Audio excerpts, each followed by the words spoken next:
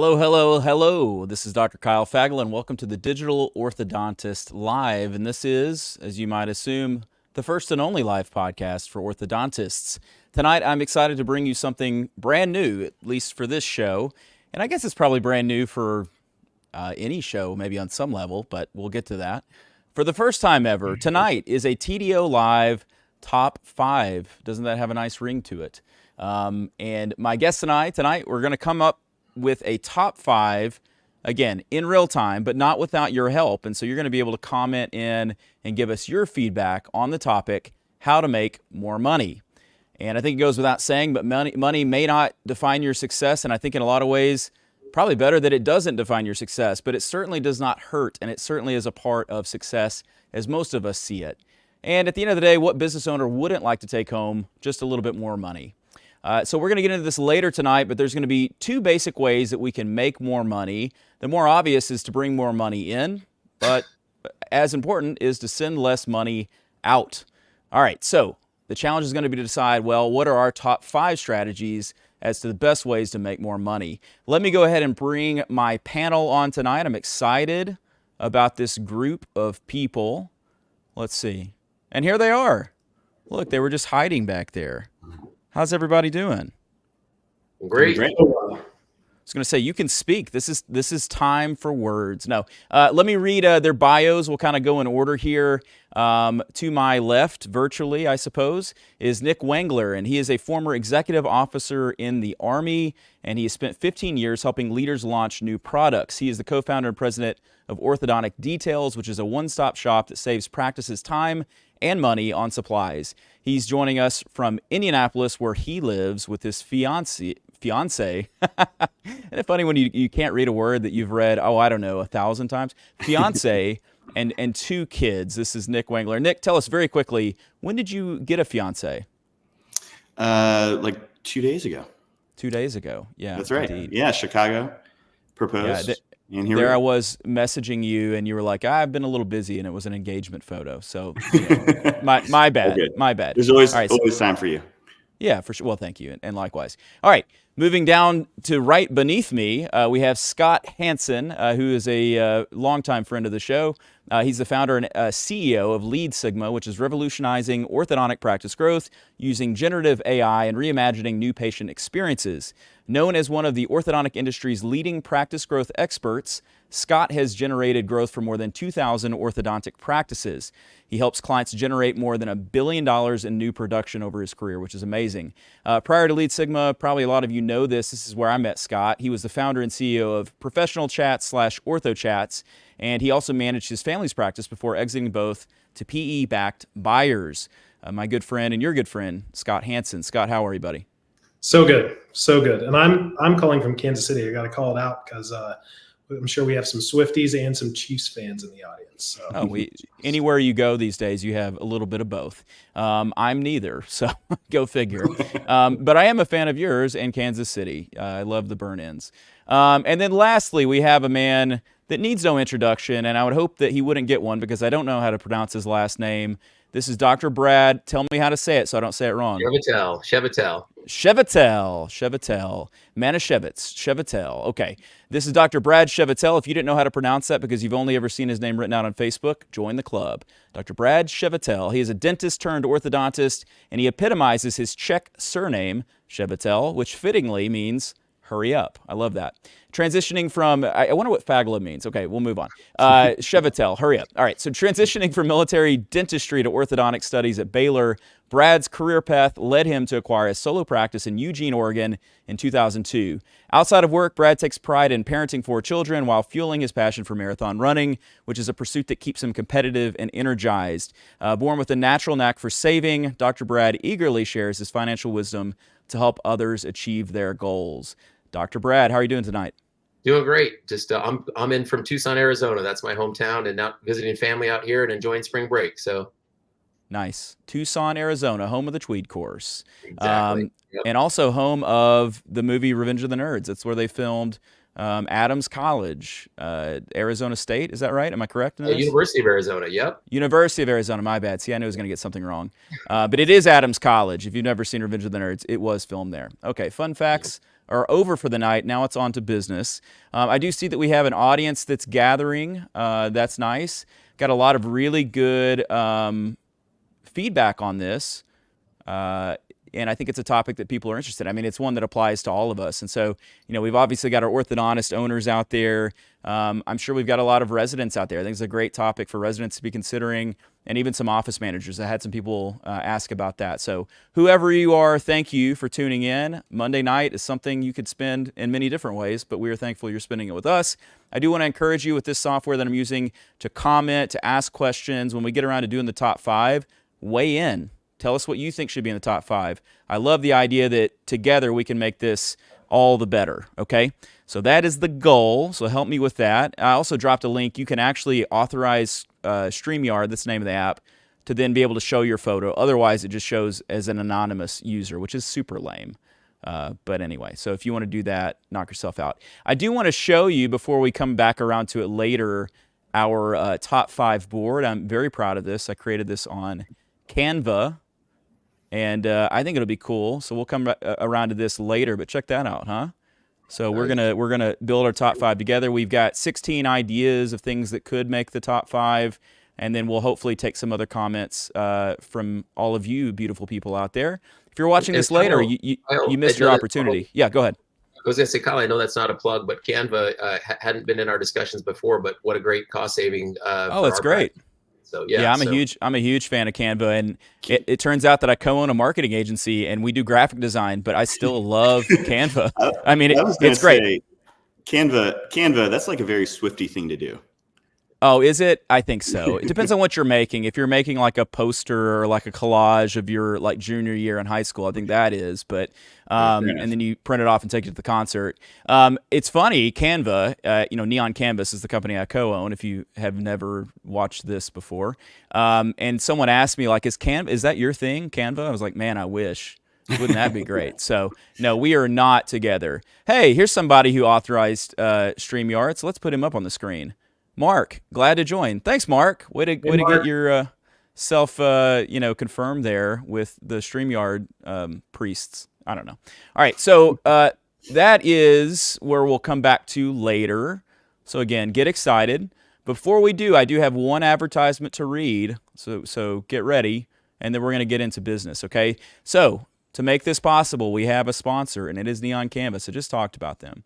I do think this is an important conversation, though, along the lines of making more money. It's not just about getting more new patient leads. It's getting leads that actually show up and start. We support more than 200 orthodontic practices in 50 states, and our digital marketing strategies take the stress off of marketing, and they drive new patient numbers. And we are ready to do the same for you. I recommend a free digital marketing audit. It is manual, it is time intensive, and it is worth your time. And you can do that at neoncanvas.com/audit. That is neoncanvas.com/audit. Okay, enough with the intros. Let's get on with this thing. So how are we going to do this? Well, let me check my cards. Thank you to Anna for my cards. I do want to set the stage again with kind of how we're approaching this. And so, yes, our top 5 tonight is going to be how to make more money. And there are 2 basic options, okay? And I do have to give credit where credit's due.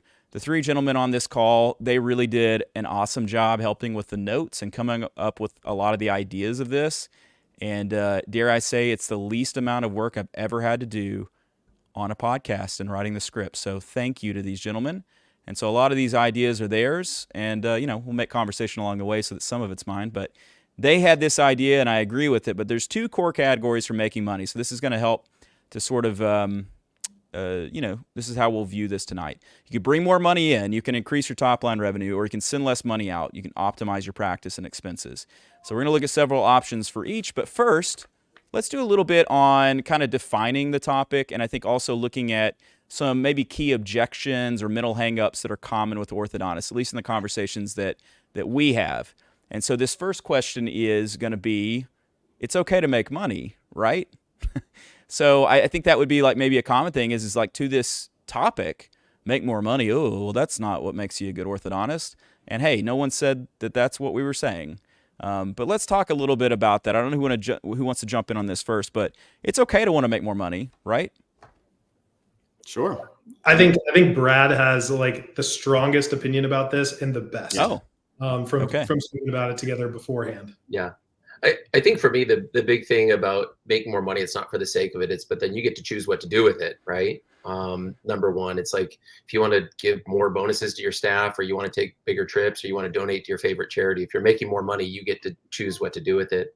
And I think the second thing is that if you can have someone or something in your life that makes either working less and make the same amount of money, or working the same and making more money, it's like having a personal coach or a personal trainer that allows you to do that. So as a marathon runner, for me, it's like if someone said, hey, the number of miles you're running, you could actually run a marathon 5 minutes faster than what you're doing with my help. Or they said, hey, if you want to run as much as you're running, I could actually, cut that in half and have you run the same time that you're doing. It's just about, I think, that efficiency of using your time wisely, and I guess not just if you're going to be in the office, being as productive and as efficient as you can be when you're there, right? And by taking home that most amount of money, it allows you to free up your time to do other things, or to be as productive as you possibly can on the days and time that you're spending there.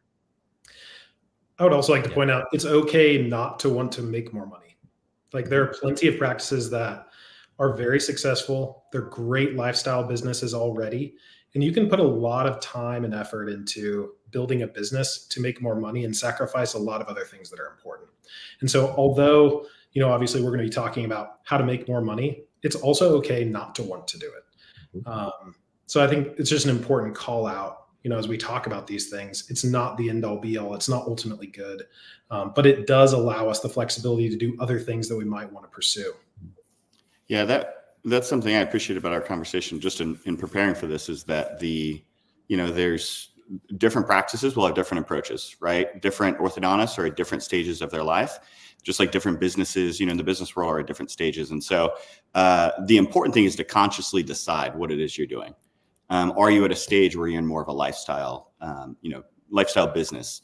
Or are you trying to be conscious about making money, more growth years? There's a VC named Chvatal, and he gives an interview where he says, certainly if you are in that kind of role of making more money, or in that stage, don't feel bashful about that. Somebody else is going to make that money, and they're going to spend that money they make on the causes that they care about. And so if you care about anything in your life, whether it's your family, or whether it's something, a bigger picture thing, that you want to commit dollars towards, then go get the money and bring it in to be able to deploy it the way that you see fit. Yeah, I like that. I think that orthodontists are naturally competitive individuals. You had to be to get into this, and I recognize as I say that, hey, only 2 of us are orthodontists. Okay, but to the 2 of your the other 2 credit, are bald. Yeah, the other 2 of you are bald. I didn't want to say it, but everyone here is successful. But I think it's natural to be competitive for a long time, and then at some point you kind of like reach a point where I don't really want to be competitive anymore. And I think that's okay, let's say. I also think that if success for you is just the continued growth in the making of more money and more money and more money, and if your happiness or your idea of success is always out on that horizon whereby you have to achieve more, I don't know that that's really a proven track record on finding, true joy or peace in life. And so a conversation around make more money is not a conversation on how to be fulfilled or how to reach nirvana. And I think there are probably some conversations around money and success from the sort of hyper entrepreneurial mindset standpoint that aren't healthy, I would say. And so I think we are all advocates for a balanced life, and sometimes the gross and nonstop maniacal race for more money doesn't necessarily end up in a good place. If not, it doesn't always, or actually never ends up in a good place. I don't know if you agree with that or not. Real quick, I think I go totally ahead. agree with that. And I think one of the things when you ask someone, well, how much do you want to make? And the answer is often just more, right? And it's not consciously thought through, like, hey, I'm comfortable with this. And I think many people stop and think, what's my number, my retirement number? And oftentimes blow past that and don't stop. But I think also asking yourself, what's my number? Like, what production number do I need at what overhead to get the number that I need to fulfill my dreams and do what I want to now? And I think many people don't stop to question that or ask that. And oftentimes they're chasing someone else's dream, or they're chasing some arbitrary, higher number that's just bigger than where they are. And I think that's not our goal tonight. Our goal is to say, trying to figure out who you are and define what that looks like and say, how do we help you get there? Some things that are going to help you get there faster or help you get there easier. I'm a little self-conscious. I feel soft being like, yeah, it's okay not to make more money. However, there is really only one reason to be in business, and that is to make money. So we could choose a lot of different pursuits. But, at the end of the day, if you're a business owner, there's only one reason to have the business. There's a lot of other reasons to have other types of relationships and different things. But when we think about practice ownership or business ownership, it is to make money. So it is a really important topic. Without making money, we cannot use that influence in other capacities. Mm-hmm. Yeah. Scott, with that being said, I agree with you. I think that a big thing there for me, I feel that I have a huge responsibility to my employees, right? To feed their families, right? That if our practice isn't successful, or we've got a down month and I'm cutting their hours, right? Or we don't have, the money to do that, it's a huge responsibility. And I think many of us don't stop and think of that burden. At least I feel that when COVID was slow, I'm like, how am I going to take care of these families, right? I've got enough I could live on through this time, even if I didn't bring any more. So I think you're absolutely right, which is using this money to help other people, especially in our practices, right? Those are the most impactful lives that we can influence and affect. Yeah, right on. All right, good thoughts. Let's move on to question 3. Not that anyone's keeping track of it. I am, but good thoughts to kind of get us started. Most orthodontists, it turns out, did not formally study business or finance, maybe not even informally study these things. But I think because of that, I think that is sometimes where these conversations about business start to irk people, because I'm not a businessman first. I'm an orthodontist. I'm a healthcare professional. I have these obligations a la the Hippocratic Oath and so on. And certainly, and I think I would also be one of the quickest to say, being a great clinical orthodontist most of the time has nothing to do with how good you are at business. Those are separate things. Your chairside manner is a whole nother thing. There's a lot of these like independent but hopefully synergistic skill sets. But specific to business and finance, probably the best clinical orthodontist out there is not the best financial or business mind. And that's just the way that it is. And should it be that way? Oh, I don't know. I don't care. It just is what it is, right? But because orthodontists have not trained in these things formally, we may, and I'm saying we here, we may not have the skill set to be great at making more money or to understand how to adjust the levers to achieve that. Or maybe it's more of a mindset issue. Maybe we have the skill sets, but we don't have the mindset in the right spot, which is, I think, why we started with a question of mindset is you got to start with the presuppositional questions first. Do I even want to make more money? You got to decide that, because it's going to require a little bit more work. Sometimes really not that much work at all. Sometimes it just requires kind of flipping a switch. But it does require skill set for sure. But between mindset and skill set, what do you think the problems are? What's maybe a bigger problem? Not all at once. Yeah. Nick, you want to jump in? Sure. Yeah. Well, I think, it's interesting as you talk to orthodontists is that it seems to be that desire there.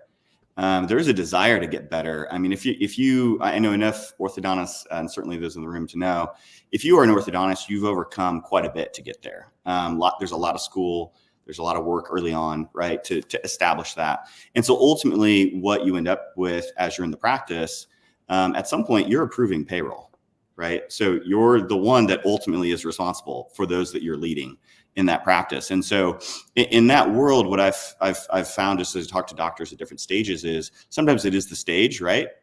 Where their mindsets, maybe it's there or maybe it's not. But either way, one of the things that we talked about kind of in prep for this is that it can be important to establish is as you just think through everything we're going to talk about tonight, but in general, is this category of a way to save or make money, is this a system for me to establish? Is this something I need to learn as a business leader and I need to become an expert at this? Or do I need to know enough and then I need to find a partner? And there's some things and I'll let the two doctors speak to which are the best fits for these two mindsets. But there's some things where it's totally fine to have a good understanding of a certain area to know who to hire or who to partner with. And there's other things that's probably a system in the practice that should be established, monitored, and then followed. And so I think I'd be interested to hear you guys' thoughts on which of those most orthodontists fit within those two mindsets. But either way, it feels like there's a place for you to have that business mindset. as you grow your practice and lead your team. Yeah, I think the differentiation is practitioner versus business owner. Both roles are extraordinarily important. I think the skill set often follows the mindset shift. So when you're thinking about making more money, you should be thinking as a business owner, not necessarily a practitioner. And the big shift is, instead of thinking about what you want to provide patients, thinking about how patients want to consume orthodontic care from you. And I think when we make that shift, and we start thinking from the patient's perspective to grow a business, certainly we want to provide excellent clinical care. But that changes the orientation of the way we deliver service to patients. And it makes it very clear what we should do next so that we can build the skill set. I think just to learn a skill set without the mindset shift, the systems will fall apart because they're not important to you. With the mindset shift, typically stickier. Mm-hmm. I think you're absolutely right. I think, while we don't learn this in school, I think, Kyle, you introduced me as someone who's, was born saving money. My mom was a coupon clipper, and we went all over town to save money on different things. And I know we're going to talk a little bit about the emotional cost of stuff. But for me, I think the big thing in the practice, it's like we all have mottos on our wall about we make people smile. The clinician side of things, of like the environment that we want to create. And I think this exactly is a mindset that needs to become pervasive within the practice, right? Which is from the top down, that if you come in the morning with, Starbucks in your hand and, all these things, and you're not communicating to your staff some of the values that you have, because I've always had a value of, kind of a penny saved is 2 pennies earned kind of mindset. So when I come into the practice, one of the first things that my role is with a new employee is we have an espresso machine where you push the button, it grinds the beans, and you can make it. We provide high quality beans. We provide the syrups and the alternative milks, everything in there. And I just talked to my staff about being conscientious about when they drive in the morning and it costs them $10 at least to stop at Starbucks, that they're working for the first half hour for free every day. And I'm saying, know that you're treating yourself, like be aware of these things that you're spending your money on personally. And I know a lot of people say, I don't want to be in my staff's personal finances, whatever. For me, that communicates to them, hey, Dr. C's providing high quality beans. He's got a concern for me. He's providing lots of stuff here for me, that when they drop a bracket on the floor, they're scurrying around trying to find it versus throwing it in the garbage and getting a new one, right? That by having this mindset that's pervasive in your practice, that it's got to start, you've got to have it, everybody and be involved, whether that's, hey, we don't let the leaky boat let new patients fall through the cracks, or on the cost savings, we've all got to be involved, that we're not dropping, six drops of, Pro Seal in the well when, kind of a wipe around the top could have done the same thing, and so I think it's huge that there's this mindset that will quickly lead to this skill set. And if you're not doing that, there are people who can help you with it, right? Whether it's these guys here or friends or whoever. So I think it's so I'm seizing on something you mentioned, which I think is true. And I'm going to criticize orthodontists for a second, if I may. I think, all right, we didn't study business finance, most of us. Most of us have learned in the University of Hard Knocks. We've learned on the go or whatever, which means that there are some holes in that. Just like if you were learning orthodontics on the job, you wouldn't understand some of the foundational and fundamental things that would make you better at doing orthodontics. We believe that as it pertains to orthodontics. As it comes to business, marketing, finances, we've never had those foundational things. So I guess one thing would be, hey, go study that. I think one reason why we are, maybe some of us, undisciplined or even, dare I say, sloppy or maybe unfocused on these business things is because it's so easy to be successful in orthodontics. The margins are incredible. And so I just want to call that out and say, if we were doing other businesses, it wouldn't be as easy and we'd have to be more disciplined. And the difference in one good month and one bad month might be you have to lay off half your workforce, And so yeah. I think we are in a very comfortable petri dish, as it were. I would just like to add, that's absolutely true. My background's working with Fortune 1000 companies, startups. I've worked with hundreds of startups, and I've seen all the perils in there. That said, there's a different type of difficulty in orthodontics that I've seen, which is that it is easier to become complacent. It is easier to become comfortable. And that's a different challenge altogether. That one can sneak up on you. even if maybe on the kind of the nuts and bolts of, starting up a practice, it's pretty clear, right? It's pretty clear what you need to do, how you can be successful. Whereas launching something that's never existed before, maybe it's not as clear. That said, you become hyper-focused when you're in that more competitive environment. In a way that maybe in orthodontics, sometimes when things are successful, things are working, that's actually just another like level of business difficulty that I feel like is admirable for, both of you here to have paid attention to, and many orthodontists that I've met, overcoming that comfort. Mm-hmm. So there's a mindset thing is remaining uncomfortable and remaining hungry. But go ahead, Brad. I was just going to say, I think you're absolutely right, Nick. And for me, it's a passion, right? This competitive spirit of, man, I want to save money. My associate once asked me, what do I like spending my money on? And I jokingly said, I love saving money. I hate spending money, right? And so finding that person in your practice, I think if you have this mindset, there's that person who always comes in bragging about the shirt they bought at TJ Maxx for this price, right? That there's other people in your practice who can help you. So if you are complacent, to be aware of it and be aware where you are maybe treating yourself to the fancy bracket or treating yourself to something in your practice, but being aware of it, right? That if you're not aware, you don't know where the leaky spots are. And so, yeah. We have a good comment from Mart McClellan. If you know Mart, he knows a lot about money. He also knows a lot about crypto. So if you ever have any questions about crypto, ask Mart. He says, making more money gives us more options to spend and enjoy our wealth, to create memories for family and friends, and to give to charity and make a difference in society, and provide great jobs for our team. 100%. Sometimes for our family. But yeah, good thoughts. And that's an echo of kind of what was said earlier, but I think it's good and it's well said. And then Doug DePew, another amazing, legendary doctor, says, get a good mentor, and that can really help with the business aspects. And so I think that would be what I would say to, if you lack knowledge in finance or business or systems or whatever, there's probably an orthodontist in a Facebook group that that knows a lot more. I mean, honestly, Brad, I don't think we've had a lot of interactions in the past, but we engaged a few weeks ago on some topics, and I immediately realized, oh, this guy knows a lot about this topic. So it was like, hey, do you want to be on this podcast to talk about this? I mean, there's just some people that know this stuff way better. It's like, if you want to talk to me about pinball or drums, I can do that all night. The Beatles, come on. But when it comes to like saving money, that's Brad's thing. And to be fair, my dad is the most frugal person I'll ever know.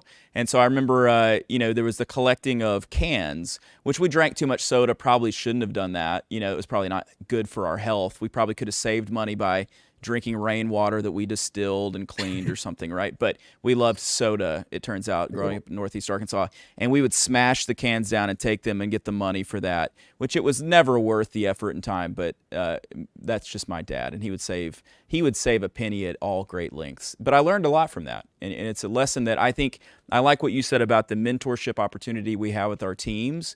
And I mean, that's the reality of life for a lot of people, is don't have enough money to live the life they want, but they're willing to spend it on things that aren't essential, Mm-hmm. And so that's like what Dave Ramsey 101 stuff, But well, I think another key important point that I don't know if you would echo this growing up, is that being frugal doesn't mean foregoing things that you want. I think it's finding value in things, right? And assuring that you're okay with spending what you are on something and getting those nice things that you want, and maybe less things of the nice things, right? And so I don't want to equate frugality with cheapness, right? Which is I'm buying poor quality things, or that I'm foregoing something for my team or my staff, but rather I'm being just acutely aware of where that money's going. And I think much like someone who's on a diet, being acutely aware of what you put in your mouth or how much exercise you're doing, I think that by doing that, you get to dictate what that looks like, so that at the end of a month or the end of a year, you're not, hey, I wish I was a different thing, right? If that was lighter, faster, stronger in your personal life, that in your professional life, that a year from now, that you can look back and go like, holy crap, I saved $100,000. And not that everyone's looking at, I know, on the heels of the DSO concept, but wait, 100 times 8 is $800,000 more in my offer from a DSO, right? So some of these things we're talking about aren't instantaneous. And so if anyone is, whether it's the personal money, or whether if you start looking at it as these guys are talking about from a business aspect, Nick and Scott, Nick especially in businesses, and you say, hey, that money that you're spending is really worth 15x that, right? On what your practice is truly worth, right? And whether that's long-term, I know we're gonna get nuts and bolts, don't want to be at a diatribe here, but there's certain things that once you set it and forget it, like a home mortgage at 2% versus a home mortgage at 7%, you're going to reap those benefits forever by a little bit of work right now.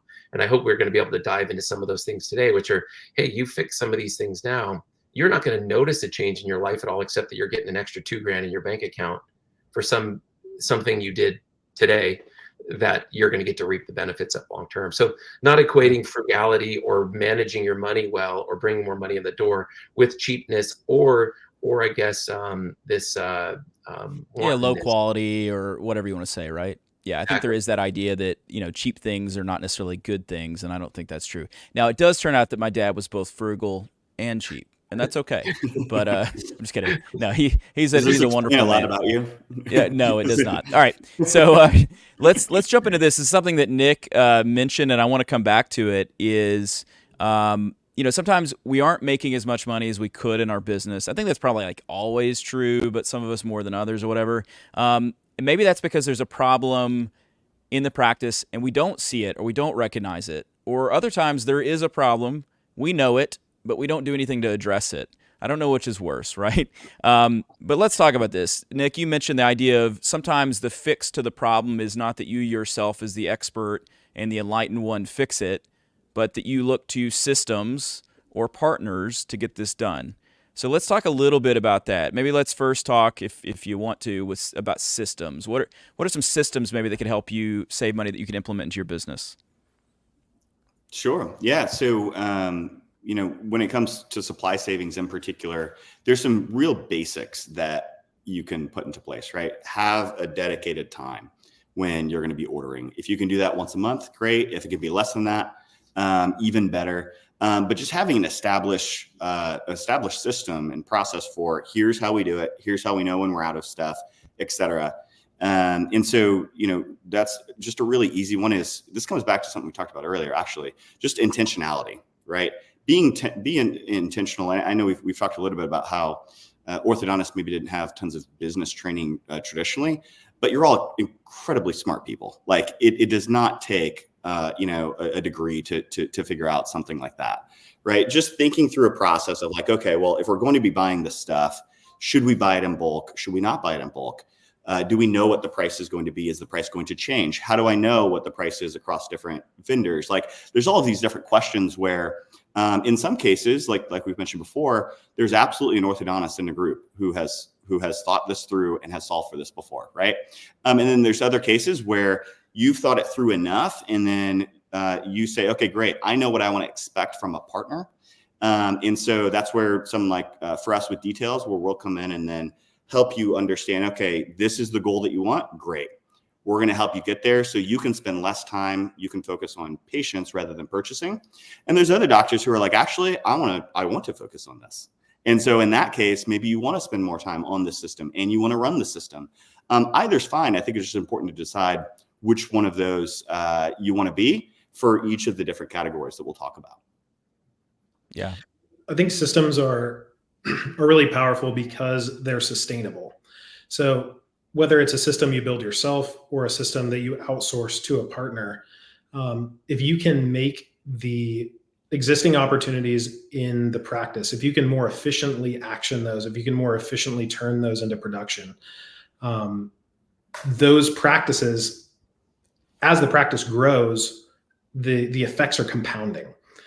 Because when we think about new patient flow, for instance, we have it's a very simple process, actually.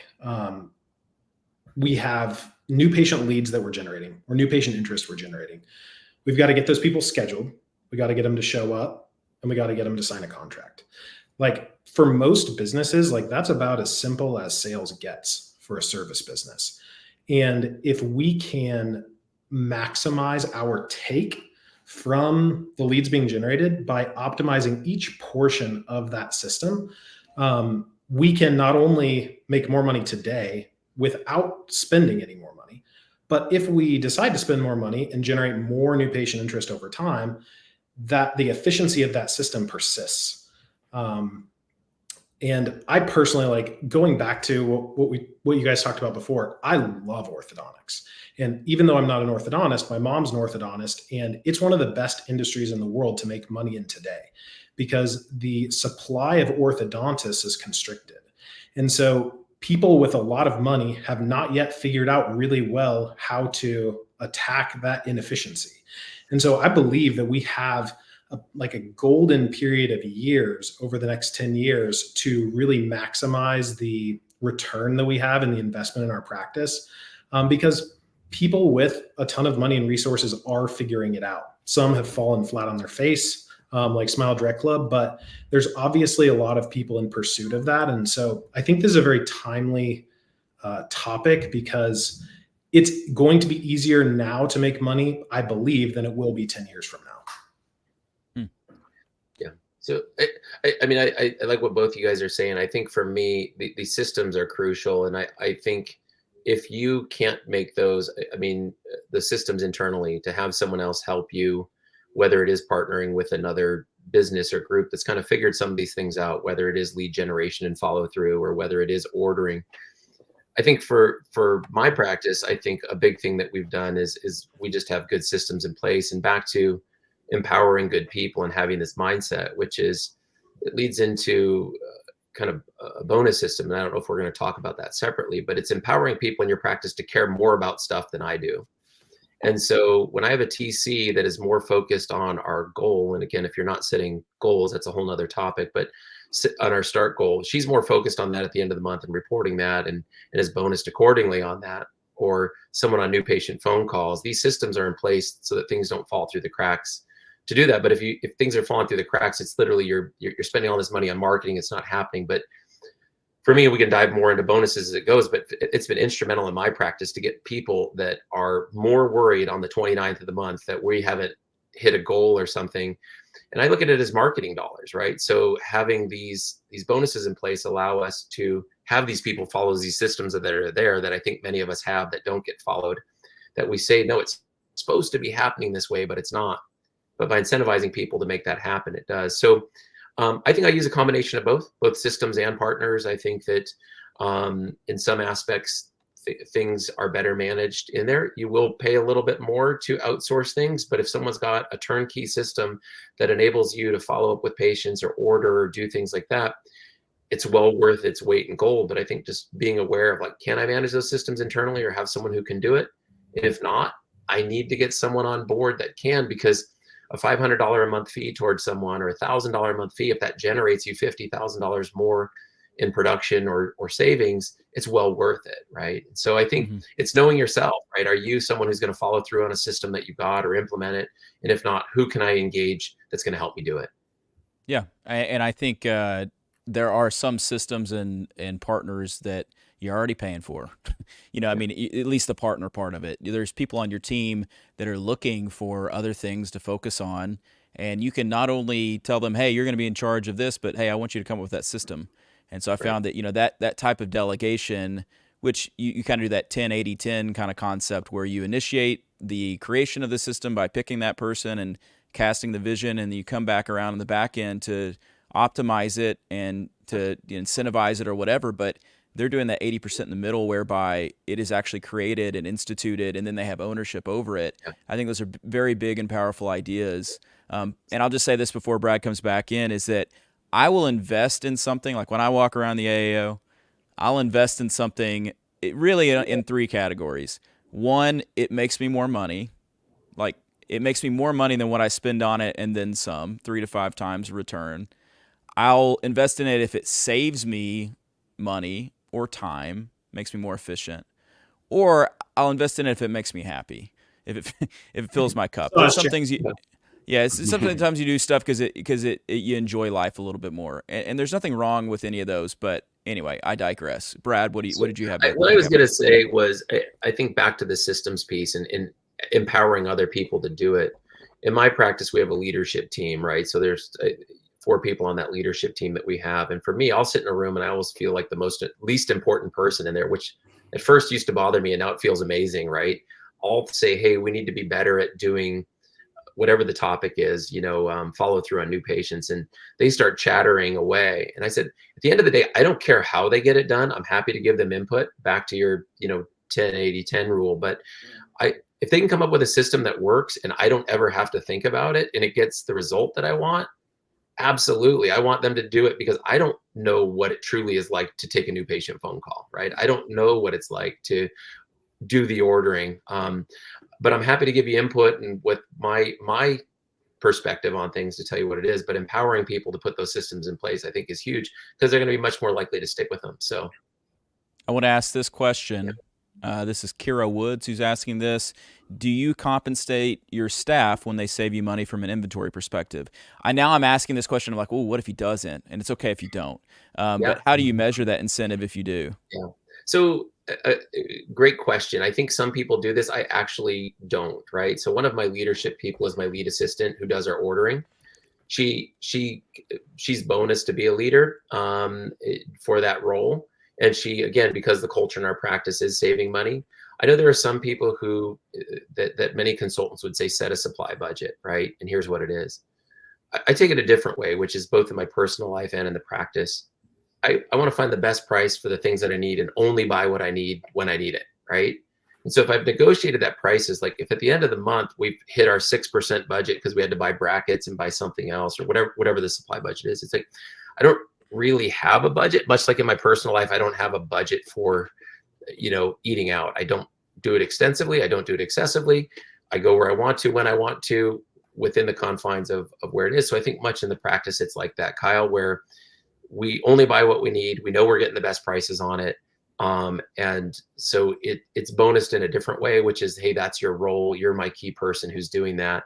And it's part of this leadership role that you're in to order. So, well, can I just give you some credit that it sounds like you are bonusing her for that? I don't know. I mean, if it's her position, she's bonused to be a leader, and this is one of her tasks. I mean, vis-a-vis, you are, So, I think there's different ways to do that. I've heard of some owner orthodontists that will incentivize their associate doctors to kind of lead that charge, and for us, it's sort of a mix of some of all those different things.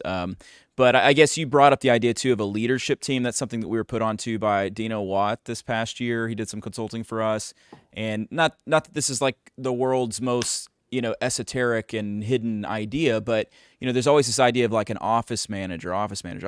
We tried that. It maybe didn't work out so well, but we now have a core team where there's an individual from each sort of segment of the team that oversees certain things. And then we also added and implemented different sections of our practice that now every team member can sit on an effective board, as it were.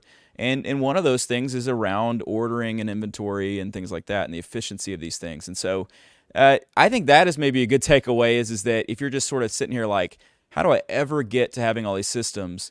Well, for one thing, I use ChatGPT for some of this. I know it sounds ridiculous. I love that system, but I was like, what are some groups that we could have that we could create some leadership around? And I actually had it randomize people based on their preference on what group they would be in, and it like did it all for me. I didn't have to think about hurting someone's feelings. So it's like, blame the AI, blame the robot here.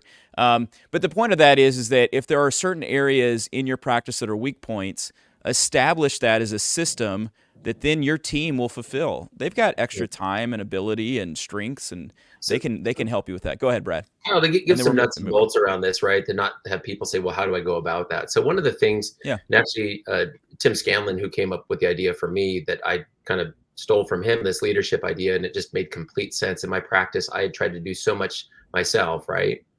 And you also feel alone, like a silo there sometimes with these systems or where it is. And you say, hey, I want to think about switching bracket systems or practice management systems, right? If you were to drop that in a team meeting with 18 people in the room, you would have a mutiny on your hands about everybody's personal reasons why that shouldn't happen, couldn't.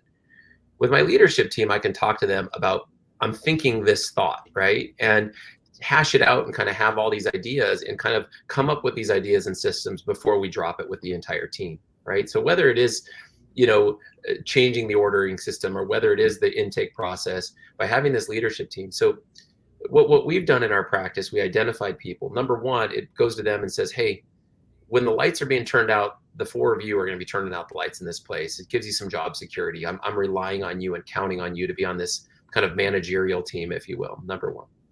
Two, the hard part is if you give someone $1 an hourly raise for someone for that, say $3, $4 an hour to be on that role. Then if they say, they're not doing the task, or they don't want to do those tasks, it's hard to take that money away. So what we do is it's a $1,200 quarterly bonus. We actually pay it monthly at $400 to be on that leadership team. So if someone either isn't performing those duties or doesn't want to, we can easily step back and say, great, you're an assistant again. You're going to make what you were making before. We're going to take that part off. So it doesn't feel like a demotion or then a renegotiation of, wait, we're going to now drop your pay $4 an hour again, right? It also incentivizes them that to not be there, not working, right? That the $400, it behooves them to work less hours, right? That they're not trying to milk the clock, trying to do it. So if they're on your leadership team, they're like, I'm going to get $400 whether I work on Monday or I don't work on Monday when doctor's not here, right? So it really shifts that to more of this managerial role, that they feel like they're in the know before everybody else. And it's also like, hey, you've got to be respectful of that position. If you're not being respectful of it, then you're not going to be on this role, this leadership team. And so I think what it's done for me is it's really taken a lot of this micromanagement and me feeling like I've got to do everything, and people in each of these zones to be able to take it. Like you said, have more smaller roles and smaller teams and things that they can then bring 2 or 3 people together who want to be on marketing or want to be on, the new patient process, or, hey, the new PMS, research team. Like almost a subcommittee, if you will. So it's been a huge change for me in the last probably 3-4 years in my practice. So I think a big shift for us, to echo what you're saying, and then we'll shift on to the next question, is trusting that your team both cares about the practice. I won't say it's as much or more or what, but they care about the practice and they care about these things. That is a big mind shift, and that they're capable of fixing these issues and finding solutions just as well, if not better, than you are. There may be some that disagree with that, and that's fine. It's just at the certain size of a practice, you cannot be doing all of it. And it's also not good leadership to insist on having your thumb on everything that happens in your practice. And I've just found that by freeing myself up by delegation and by systematizing the implementation of these systems, that's a mouthful, that it gets done much better. Now, here's a different perspective, and then we'll shift on just for what it's worth. I think an orthodontist here says, with the difficulties we've been having with hiring, there's a huge benefit to our practice having been able to just keep our highly paid veteran staff in the chair and not carrying out secondary roles. I think that's going to be practice and orthodontist and business owner specific. I would say that what I have found is that the more that my team is around, and we try to squeeze the day and only see patients as few number of days a week as we have to. So that does leave some non-doctor days. And as you sort of alluded to, Brad, there's some people that want to be in the office every minute that it's open, and that can be a problem. And there's some that only want to be there when they absolutely have to be. But I have just found that there is always excess time, no matter how busy you are or how understaffed you are, for people to do other tasks or duties, and some want all the more, and they can be rewarded for that. So I would just challenge, I'm not challenging this specific user, and I appreciate that comment, because if they're a veteran team member and they're best served at doing, their core tasks, great, have them doing that. This should not stand in the way of that. If they have extra time, there's no reason why they shouldn't be doing some other things, would be my thought. And that actually they may find more enjoyment in that differentiation of tasks and not just being a clinical assistant, let's say. And some want to just be a clinical assistant. I will say that in some practices, the culture's been around for so long, we don't do other outside stuff. I could see that being an issue too. And so I think it is about leading people along and saying, well, this is the new expectation. Here's why it benefits you. This is why we're going to do it. We're going to try it for a while. If we hate it or we need to switch it up, we will. I know I'm spitting a lot. Sorry. Not literally, just, figuratively. So let's shift on, because we need to keep moving here. We're going to move in. We're going to get in the nitty gritty, gentlemen. We're going to talk about bringing more money in. We're going to drill down. We're going to get practical. We're going to start listing this stuff out, and then we're going to make our top 5. And I do want people, as we get into this, start sharing your ideas, and I'll put them up on the screen, and we'll build this list together, okay? And so, again, you're either going to make more money, bring more in, send less out, but let's start with the former there, which is, what are the best ways for orthodontists to bring more money in? And let's just start talking about some. I can start here. So our practice, when I started managing it, it had been flat for about 10 years. So it was a mature practice, great practice. But we tripled the size of it on a 1% marketing budget. And one of the things that we did kind of focusing on the existing opportunities, like what were the resources we already had access to. One of the things we thought about was the phone. Like, how much is each phone call worth coming into the practice? And, each phone call is worth $200 to $300, depending on the practice. And so literally one of the things we did was as simple as answer our phone. And best estimate, just with the data we have, the average practice misses out on about $500,000 of production every year by just not answering their phone. So I will start there, and I will gun for that one to be among the top 5 because it is one of the easiest and most effective ways to make more money. Yeah. All right. What are some other ways to bring more money in? That's good.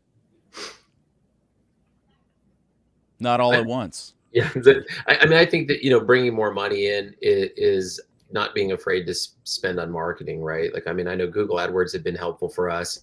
I think it's also still tried and true forming relationships. And I know it's a slow burn and it's easy to say, but the general dentist and the pediatric dentist is still a good referral source, and being friends with those people and making sure you're taking care of their patients and forming, for lack of a better, just better relationships with those people. I think it's going to pay for itself tenfold on that. And there's some people who are very gifted at that, and people who aren't great, getting your team involved, whether it is with other dentists.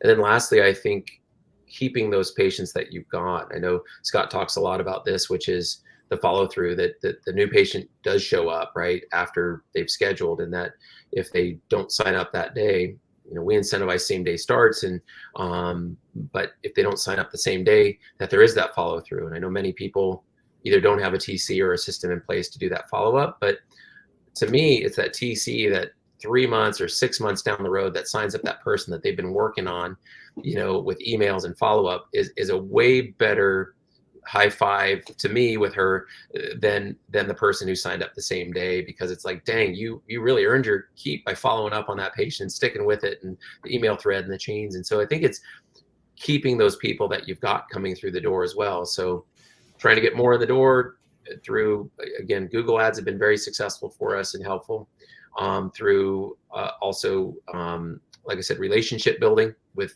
doctors. And then lastly, keeping the people that come in the door and following up when they don't sign up day of. Yeah, it's good stuff. I think to that, one of the first things that we did is we took an inventory of all of the resources that we had access to grow the practice that cost no money. One of the things, again, being this was a more mature practice, we had hundreds of patients that had come in for a consult, did not have a future appointment scheduled, and or were in some kind of observation or recall status that they were just floating. And that is one way that you can seem like an absolute practice growth genius, is to literally just pull the report of people that don't have future appointments scheduled that should, and give them a call, send them a text. Like, you don't need anything special to do that. And you can add a few $100,000 of production just by putting in a few days worth of effort trying to reach out to those folks. Yeah. Kyle, and I kind of slipped my mind a little bit that it falls under this category. One big thing I'd recommend to people is reevaluate your fees and make them as high as you can in your area to be competitive, right? And the second thing is, I think we often include things. So a big change that we made a few years back was charging extra for an expander, right? It wasn't just wrapped into a fee, right? So the other thing is, I know some people charge extra for lingual bonded retainers, right? Because it is a lot of people have gone away. I'm not going to do them. And if in your neighborhood there's nobody else doing lingual bonded retainers, that is definitely something that you could charge more for, because it's a unique service that you provide. I think as orthodontists, we've wrapped things into our fee. It's always been the comprehensive fee. For us, when we're doing the bone work on a patient and we need to use an expander, it's not just a bump up in a level, for example. It's actually, there's an upcharge for the expander that's there, right? Because of the extra time, the cost of the expander itself, the work that we're going to do, and the value that we're going to create for someone. The other one is a retainer program, right? That was a huge for us. When we added that, it was an immediate 10% boost that we're selling our retainer program at literally 97%. I remember once I was in one of these leadership meetings and I said to my TC, I said, what we should do is we should throw a cute little party for the people who've signed up for our retainer program. We should do a wine and cheese party and let them know how much we love them. And she just kind of moves her eyes side to side. She goes, we sell it like 98%. That's going to be a pretty big party if we invite everybody, right? And so, And I feel bad for the but that's 3%, you know? Right. exactly. Yeah, we should throw a party for them to get them to sign Yeah. up. But Yeah, right. that has been huge. Now, a couple of other things, revenue streams, back to the people that you've got there and maybe that didn't sign up, but also the people that are there. So other things that are value adds that we have never historically charged for. One, as many people know me, I put that video out about credit card processing rate. So we now charge, except for the initial swipe, because we want to encourage big down payments, we do charge a credit card fee. If they want to put their monthly charges on a credit card, we have an additional fee for that. If they put zero down, we have an additional fee for that. If they want to go beyond 6 months after treatment time, they get an additional fee for that, right? So those are things that, while we're extremely flexible in financing in terms of bringing in more money, I think be as flexible as you feel comfortable with. People pay their bills, right?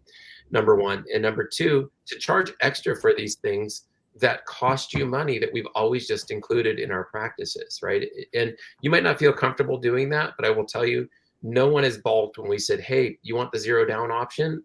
There's a small percentage on top of your fee to do that. What it's enabled us to do is to keep our base fee about where it was for the last 10 years, right? Our base fee hasn't drastically changed. But with these ads, it's allowed our average case fee to go up drastically between retainer programs, between adding on for expanders, between adding on financing charges, right? So, and I think it's just, again, back to being aware of it and stopping back and saying, like, are we just doing what we've always done? Or what are other businesses doing? Or what are other, every time I go to a restaurant, I get a 3% charge to do my credit card, right? Like it's almost ubiquitous now. Yeah. So Yeah, and they're fees that people won't necessarily object to. And yeah, so I think we're so reluctant to raise fees. We're so reluctant to tack on these other things. And I think in doing that you will see that you can easily increase your average case fee hundreds, if not over $1,000 per case. And again, it goes back to, how many cases do I need to see to get the production, right? Which is a huge difference, because it's 100% profitability on that case, because you haven't changed any of your fixed costs, you haven't changed any of your overhead costs to increase those fees to do that. So I can't put on again, if we're going to petition for top fives, I'm petitioning for that one, which is raise assess what you're not charging for that you could be charging for. Yeah. Right on, Nick. I would like to Bring us home on this one real quick, Nick. He's been left out of this one. I want to include Nick in this. Well, that's all right. All my years of experience in marketing stuff was outside of the orthodontic world, so I'm loving hearing this stuff. But to me, what it comes back to is something we talked about earlier, which is getting the team all rallied around the same thing. So if there's ways to incentivize people towards specific goals related to whether it's Google, Google reviews, or even just following up with leads who had already come through. If the team's all aligned on the same thing, then all of those individual tactics or systems that you're deploying, you'll be able to trust that they're happening rather than worrying about it. So I think any way to incentivize people towards those tactics will make the tactics work 10 times better. Yeah, I like that. Yeah, finding the key areas of your practice that will make you more profitable, and that it's sort of what Brad's getting at is that if you go through this process and it's always A, B, C, A, B, C, A, B, C, what are the other letters you can add into that such that you still do the core, how would I say that? The core thing that needs to happen, which is patient shows up, you take records, you come up with a drip plan, you treat them out, you take the braces off, you give them retainers, like those things that have to happen. Where are the spots for increased value? I think one of the things that got mentioned was, even just something as simple as asking, are there any other family members that need to be seen? A question like that that comes in on the new patient call. I mean, I call this it's the category of the low-hanging fruit.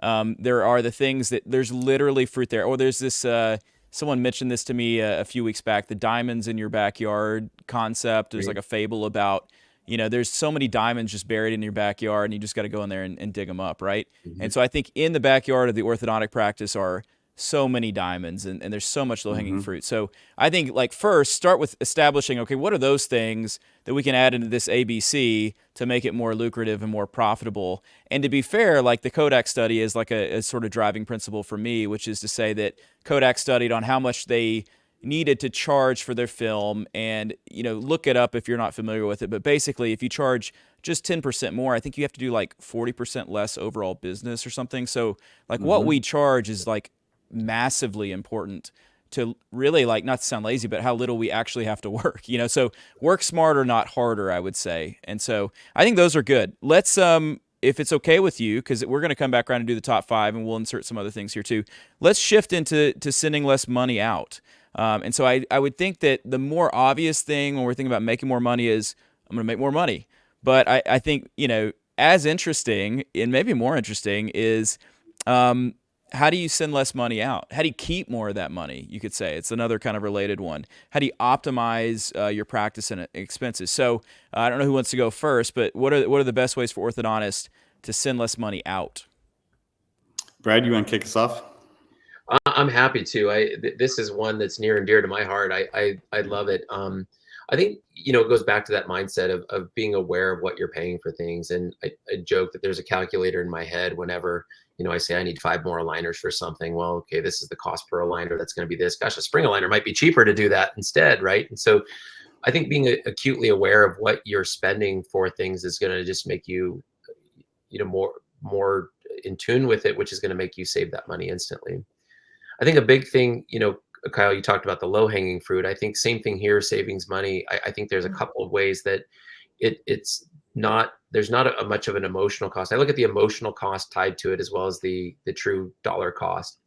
That switching, your bracket system has a huge emotional cost that comes with it, to your staff, to you, not knowing the nuances of it, all of these things. And I think another big one would be starting an in-house 3D lab, right? We all think it's going to save us money or create some value, but it's a huge emotional cost in the way you do your business, right? And there's other things I think that are big ones that are easy. And I think being aware and open to things that you think either aren't negotiable that could be, right? Number one, could you negotiate your lease with your landlord that you haven't looked at in a while, or you thought it's just fixed because you've been on it, right?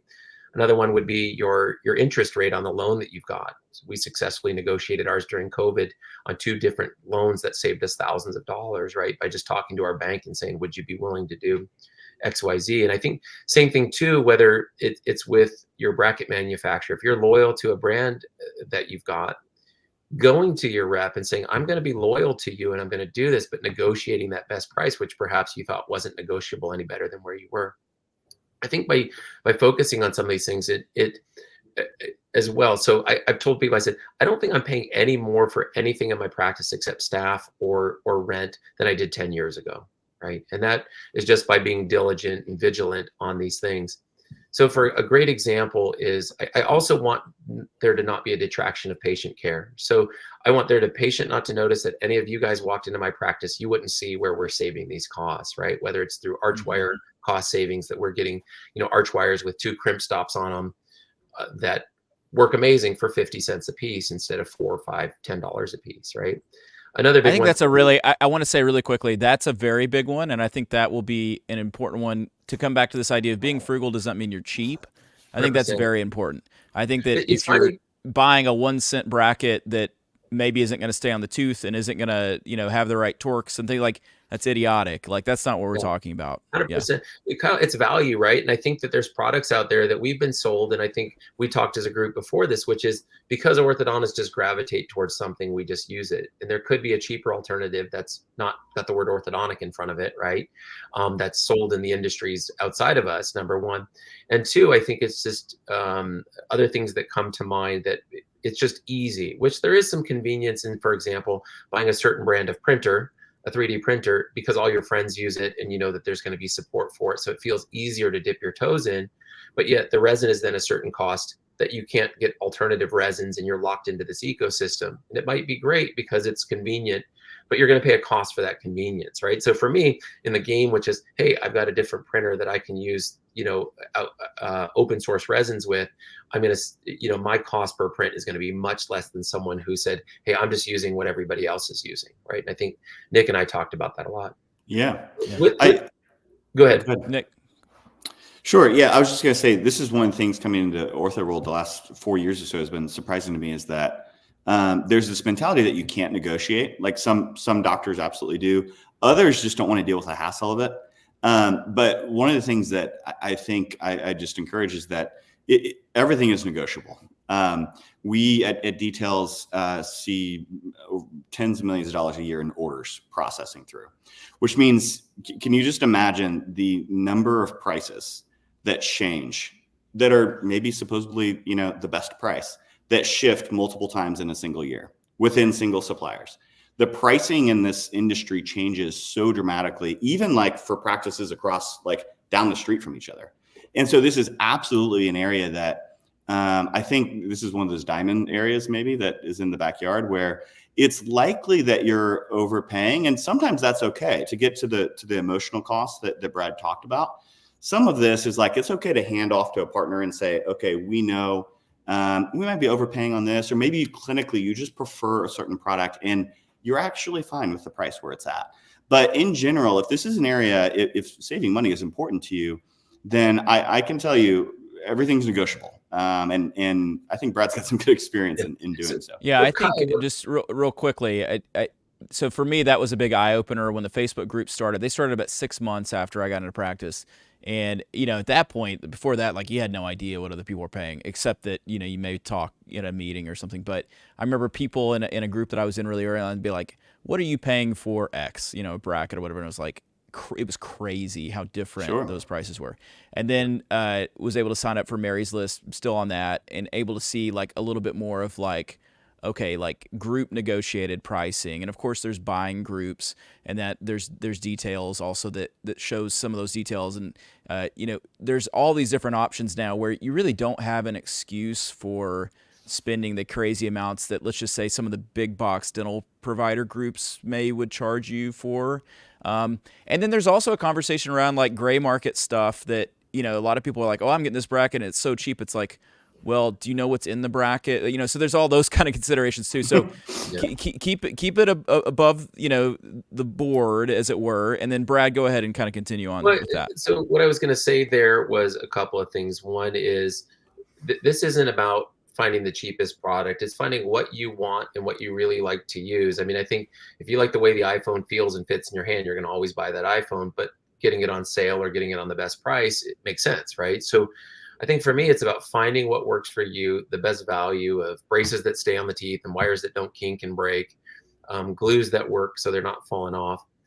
But once you negotiate it, you're comfortable with that, and you know that I'm going to use this product, but I've got the best price, and I'm not then constantly revisiting it, right? You're not thinking about switching your bracket because I'm just this bracket guy or wherever it is.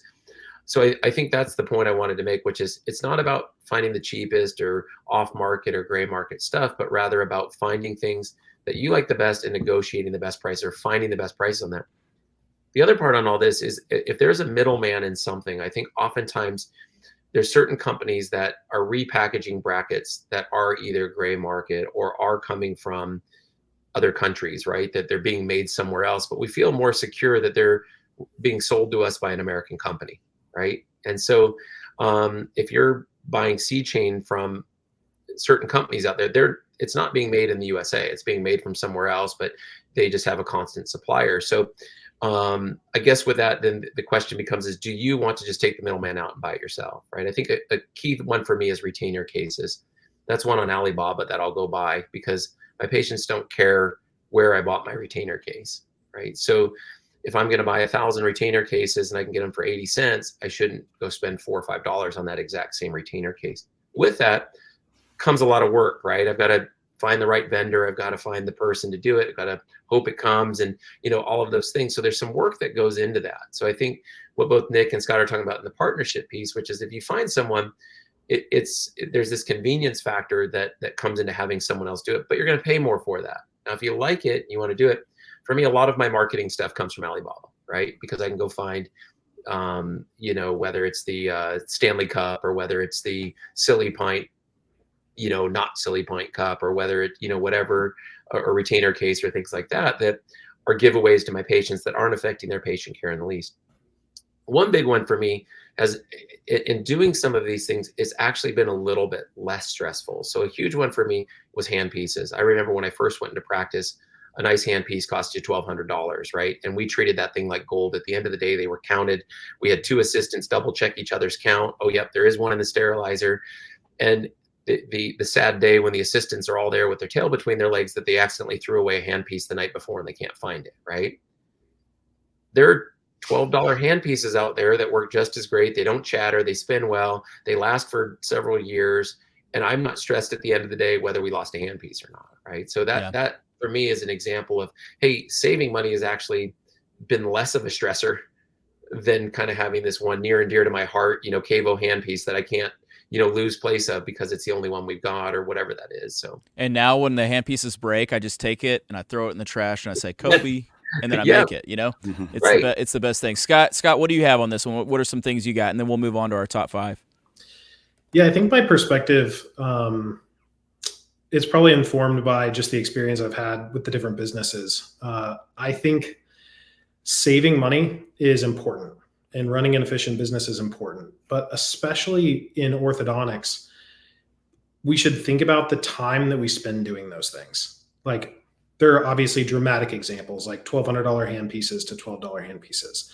You can spend a lot of time pinching pennies and missing out on opportunities to grow. And so I think one of the most important things that Brad said was, once you have figured it out or someone else has figured it out, like, forget about it and start thinking about other things that make a bigger impact. So that's I don't have a whole lot to contribute here. Like, we were always conscientious of the costs, but it was never a huge focus for us. We were thinking about how do we grow the business, because top line does solve a lot of things. It makes the percentages a lot better. Yeah. So Scott, go ahead, Brad. I was gonna chime in, Scott. So back to this set it and forget it. With that, I would say, one of my top 5 that we didn't talk about yet would be review stuff at least annually, right? Like the stuff that you're spending, right? Like, what are your bracket costs? What are your, your credit card processing rates? What are you paying in banking fees? And just to be aware of that, and whether that's a set time yearly.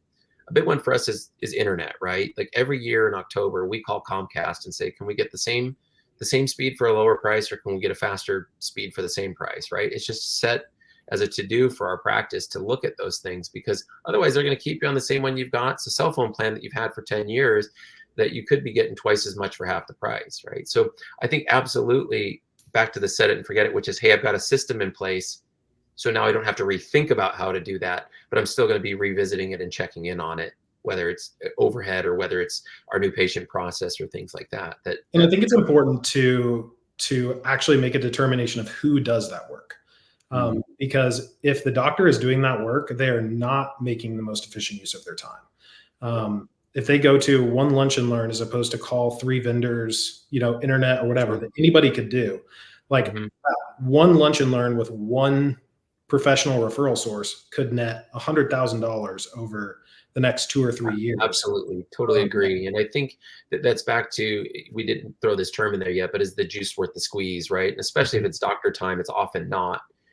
And I think coming back to 3D printing, I tell people who are getting into it, I said, you are going to become the lowest paid person in your practice that knows how to do this when you implement it, right? And so I don't want to be the lowest paid person in my practice doing something, right? I want to be able to delegate that. But with some of these things, yes, we might need to put the 10% in on the front end, but I don't want to be the person who's like being called, hey, the printer's not working, or could you call this vendor? You seem to know the person over there. Could you ask them about our pricing on something, right? So I think you're absolutely right, is finding other people who can take this burden off our plate so it doesn't become ours, but it is a focus in the practice. And I think you can still get it done without it increasing your stress level or increasing your time in the practice or any of that stuff, but through these systems or these partnerships that we've talked about. I'll add this one final thing, and then we'll shift on to the top 5. I'm going to call this the gold rush risk, or maybe it's the risk of FOMO savings. That could be another term for this. I'm just making this up on the spot. But I think in this era of group discounts, which have actually become less of a thing, I think probably 5 years ago that was like the high water mark of, hey, we're going to do a scanner order. Who wants in? That kind of stuff. And I got in on one of those for changing my practice management software. And 2 days into the training, I said, I can't do this. It wasn't what I expected that it would be. And so what good is the savings of the money if it disrupts your practice or it doesn't go through? And so I think that would be a big thing, which we've already sort of called out. But I think not getting caught up in a wave that carries you to save on something that you really just would be better off not changing. And so is the juice worth the squeeze, as Brad so eloquently put. We have so many good comments, but I also don't want to go so overtime. So I think, Brad, as I'm bringing up the top 5, it seemed like you had something else you wanted to say. So go ahead and do that, and then we'll get to the top 5. I think just simply back to that is that this emotional cost that's there, right? And we always say in our practice, so we're looking at switching practice management softwares for a host of reasons. And it's my leadership team that came to me and said, hey, we're having some issues with our practice management, right? So to me, I said, hey, I want you guys to know I'm not driving this bus, but I'm on your bus, right? You tell me where we're headed and where we're going, and I'll give you my feedback and my input, right? And so I think on that, the key thing is this: it's easy to throw chaos into your practice with quick changes and quick movements. So one of the things that we've implemented, I call it the test kitchen, because I was guilty of this, which is we're switching brackets, we're switching wires, we're switching O-ties, we're switching, you name it, because we're going to save some money because someone said we could. With that being said, it's now we're able to joke about it in the practice, which is, again, this idea of a test kitchen, where in a kitchen, if you're going to change your vendor for your meat products, you're going to do it slowly or just try it before you go live with it. So in our practice, if we're going to switch anything, especially in the clinic, we're going to try 5 of them. We might try 5 bracket sets with one assistant that's going to be the person who's going to put them on, so we can really kind of guide that process. Same thing with if it's a new type of adhesive, for example. We're not going to know the downside of that maybe for 6 or 12 months. So we might bracket 10 patients with that, track them, and make sure the brackets weren't falling off 12 months into this, right? Because it might take some time to figure that out. And so this notion of don't whiplash your team, right? Like literally getting other people on board to help you make these decisions, asking yourself, are we doing it because it's going to be better for our patients or better for our practice? Number 1. Number 2, if it's not, is it going to be a significant cost savings with an equal trade-off to what we're currently using, right? And lastly, it's just going to be such a huge savings that it's worth switching, because we're going to just save so much money where it's worth the hassle of doing that, right? But asking those questions and not just switching because, it's going to save us $1 per whatever, but you might only use 5 of those a month. So you're saving a tiny amount of money for a lot of headache and hassle. All right, so the time has come. All great thoughts, all good stuff. It's come. Let's put up or shut up. Let's get some stuff on this board. So you can see these are a lot of things that were offered up by this group in the pre-interview, but here are just some ideas. Some of these were mentioned: sell more retainer plans, whitening, create better incentives and incentivize around the things that produce more for you. Google reviews, raising your fees, maximizing ROI on fixed costs, better lead management, reducing product spend, optimizing unscheduled opportunities, tracking the entire new patient journey, same-day starts, becoming more tax efficient, relentlessly pursuing cost savings, reviewing pricing costs annually, bonusing team members, flexible financing, offering that, of course, and then maximizing your marketing and creating a good system around that. There's a lot of options here. I think probably what will be helpful on some level is to kind of group some of these together. So I don't know, of these, what are the ones you think for sure that need to be on this list? Just call out ones, and then we'll either say that we agree with you or we don't. And I would love to see some people in the comments say what they think should be on there. I'll just start with, if you're not managing leads well, then nothing's going to happen. If there's not any initial money coming in the door. So I don't know where exactly I would put it, but it's managing leads well. Feels like something Scott in particular has good insights on. I don't know if on the marketing stack, Scott, you put that at the top of the marketing items, or if you'd put something else. But to me, if obviously with what we're doing, we're saving practices money on Nick, supplies, I think that's high up there. I think being intentional about making more money, whether that's both the top lines, I think it's just this mindset and the practice of saying, hey, we're going to focus on this, right? I think this intentionality it is going to drive a lot of these beneath it, right? That for me, I think is making it a culture, a part of your Sure. culture. And I think absolutely then leads follow right in there, but. Yeah, and I think, it relates to both the new patient journey and unscheduled opportunities. If you miss a call, they're obviously unscheduled. And to put it in perspective, we're talking about making more money or saving money, and 4 phone calls are worth $1,000. So it's like, answer the phone. And the first step is to pull a report out of the phone system and see how many missed or abandoned calls that you have and track it.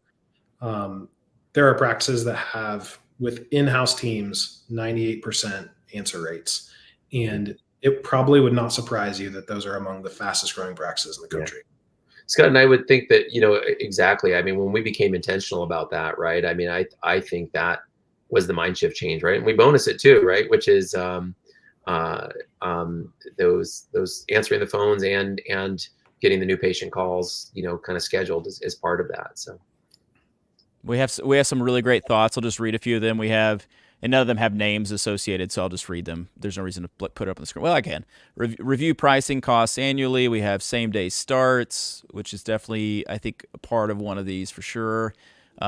Becoming more efficient clinically with excellent results. Yeah, increases capacity and gives you more revenue per appointment. I think that's good. And then this one, money is the oxygen of business, lead management. I think that, again, I'm not the marketing, but I'm a marketing person for sure and understand it well. And orthodontics is weird because every 2 years you need a whole new, slew of patients. So, and again, I love orthodontics, it's a great business, but that does make marketing really important.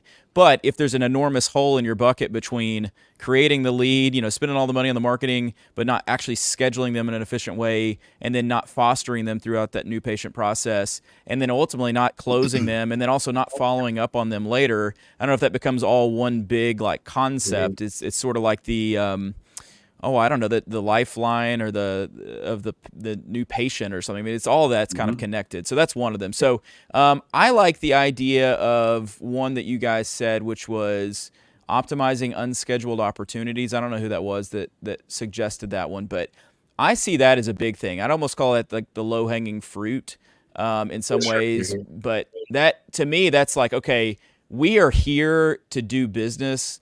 How much more can we do in this given time? What can we squeeze into this day without killing people? Same day starts, same day debonds, same day consults, and also maybe it's related is working your growth guidance pool. Like if something falls off, you got all these people floating around in this pond that a lot of them are ready to start, and we don't have the systems around getting them back in. And then also like when people, they don't start, and as you sort of said, the big high five for Brad is like, you spent 3 months texting an email on this person and they finally decided to come in. That's awesome. I mean, that's fruit. I mean, it may not be low hanging, but it's fruit on the tree. It's still good fruit, so I don't know what we call that, but that's almost, I'm going to call it optimize unscheduled opportunities. That's a mouthful, but I think it's the easiest low hanging fruit. And you can buy fancy, cool automation systems like ours, or you can literally pull a report and someone who wants extra hours say, hey, here's the 300 people we need to call. I'll give you $10 for every scheduled appointment. And you would be very surprised, even someone who doesn't like being on the phone, how many appointments get booked. It does not have to be a sophisticated system. It does not have to be over engineered. Yeah. Maybe there's a better way of saying that. Maybe it's like filling your day or making the most of the time you're there. I don't know. So maybe we can improve upon, maybe someone has an idea of how to improve upon that name. Let's see some others real quick, and then Nick, I'll go to you. Sure. We have raising fees. Yeah, case fees have not kept pace with inflation. I agree. Raise fees. Make sure your TCs are efficient in sales techniques. We have... No, those are the only other ones we have. So, Nick, real what quick were you on that raise fees and your TC. I said the raise fees and your TC. I'm guilty of my TC sits in that room with that person before I go in. They know their personality. They know if they're that super meticulous type person or whatever. And I'll come in. I'm like, oh, there's a level 1 case. I kind of let my TC tell me which direction we go, because I think as orthodontists we always say, oh, this is pretty easy, right? Let's make it this level. It's like, oh my gosh, no, this person's going to be a handful for you. I think trusting your TC's guidance as well on what fee level that should be, and empowering them to have that dialogue with you. It's like, hey, I'm thinking this is a level 1 or level 2 case. Like, oh my gosh, that kid's been bouncing off the walls in there, right? He's going to give us a run for our money here. I think trusting those TCs to give that fee and incentivizing them to also, to not just always just give the lowest fee, right? So. Well, okay, there's one. You said a magic word, incentives. That one's kind of been brought up. I'm a big fan of incentives. I don't know if that deserves a spot on the top 5, but I think it's worthy of being on a top 5. I don't know if It might be this one. Charlie Munger said, "Show me the incentives, and I'll show you the outcome." 100%. Yeah. That's so true. Goes hand in hand with what I was just going to say, which is that, you know, your staff, and this goes with the optimizing the day that we just talked about as well, which is that your staff, you can incentivize staff to do whatever you want them to do. The number of practices, just some data, 95% of our customers, it's a clinical staff member that's doing the ordering of supplies. So you have someone that could spend an hour with a new patient, $6,000, or an hour talking to sales reps, or an hour trying to save 40 cents on something, or an hour comparing two vendors. Free them up. I would much rather, we tell our clients this all the time, like, talk to Scott, like, maybe you guys should be doing marketing. Like, if you do have excess capacity, like in the day, there's lead gen, there's lead management, there's other stuff that staff person could be doing. That's way better time than spending it on ordering. And so whether that's, seeing new patients, managing leads, working on marketing, I don't know if that's maybe maximize ROI and fixed costs. I don't know where exactly it fits, but that just optimizing the staff time, I feel it feels valuable, which you can do with incentives. Yeah, and maybe instead of incentivize your team, because that's kind of like obvious, it should be like incentivize profitable activities or something like that. I mean, I think it's like, what are the things in your practice that we talked about? I keep saying low-hanging fruit. I apologize to anyone out there that doesn't like fruit. But like, incentivizing the things that directly grow the practice, referrals, creation of new referral sources, or asking a patient that's in your office already, is there anyone else that you could recommend us to, or anyone else in your family? Or like, internal marketing is the cheapest marketing that exists, and it's probably the best because you're going to get a fully formed and ready to start patient when they show up, right? Moms that are there, like, and they ask you about their teeth. One thing that kills me on the inside is like, oh, well, we can get you scheduled for consult. Do it right then. Like, offer go through the fee right then. Like, I think that kind of, it fits into that optimizing unscheduled opportunities. It wasn't scheduled to have that conversation, but why not have it? And then why not like scan her right then, But on the incentives, I would say things like, incentivizing Google reviews, which we mentioned. I think those are valuable. Incentivizing same-day starts, incentivizing retainer plans and the sale of those, or retainer programs, or whatever you want to call it. I think that makes more sure that these things actually happen consistently. And then you're sharing in the fruits of that. So I like that one. I hope you do. And then we have two more that we need. I'm leaving number one open. It may be that one that we already have becomes number one, but I think for a big one here would be review and negotiate fees at least annually, right? Like, I think just this right on here. So far, we don't have anything that's really kind of cost savings up on this board. That's right? What I'm saving for one, I think. Yeah. Well, and I think that mindset of this cost savings. But I think reviewing it, one thing that I didn't put in there is that there's a lot of expensive things that we spend our money on. And I think aligner cost is one of them. And you could either put that in the, gosh, I make a ton of money selling a lot of aligners cost, but and also I think a lot of these customized bracket systems, right? That, not to confuse this, but that is a huge overhead cost expense that if you're doing, let's say 300 starts a year on a customized bracket system, that's $300,000.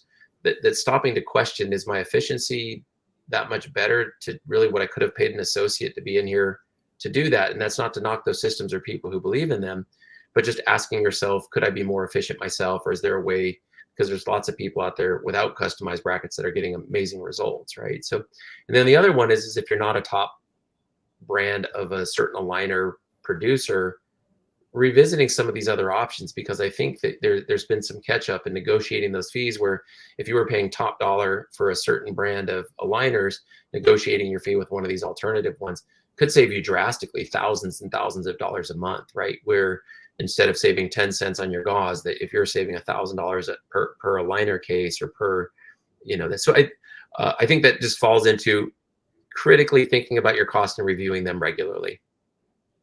Yeah. This I'd kind of thought about in advance on trying to bring some of these together. But for me, I think it's number one, is just this mindset of saving money where it makes sense. And I think it's that mindset word, Kyle, like even above the word operational efficiency. I think that whether it's a health change in your life, or whether it's this mindset piece that really is going to drive that you're going to now look at all of these things critically and get your team members to do the same, right? It's just, I think it needs to become kind of a passion in there, and saying like, for every minute or dollar that I invest in this cost savings, I'm going to reap this benefit for years to come, right?